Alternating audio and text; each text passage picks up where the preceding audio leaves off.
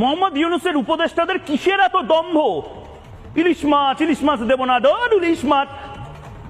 আমরা ডায়মন্ড হারবারের ইলিশ খাবো, আমরা দীঘার ইলিশ খাবো, আমরা গুজরাটের ইলিশ খাবো, মুম্বাইয়ের ইলিশ খাবো। ইলিশের জায়গায় আরো 101 রকমের মাছ। আপনারা কলকাতার বাজারে আসেন, আপনাদের খাওয়াবো। মোহাম্মদ ইউনূস 1200 রকমের মাছ খাওয়াবো, মাংস খাওয়াবো, সব খাওয়াবো, কিন্তু এই পদ্মার ইলিশ খাবো না, যাতে হিন্দুর রক্ত লেগে আছে, যাতে চাকমার রক্ত লেগে আছে। আর কিসের কথা বলছেন? বড় বড় কথা। পারলেন ইলিশ মাছ রপ্তানি আটকাতে? বিরাট বড় বড় ডায়লগ।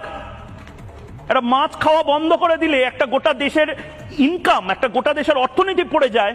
আর মোহাম্মদ ইউনূস বড় বড় লেকচার মারছেন। এই মাছ বাংলাদেশ থেকে আমরা কি বসে থাকি নাকি খাওয়ার জন্য? আমাদের নিজের দেশে যে পরিমাণ ইলিশ এখন আসছে, আমরা তাতে খুশি। আপনারা থাকেন মোহাম্মদ ইউনূস মাছের আড়তে বসে বসে ভাবেন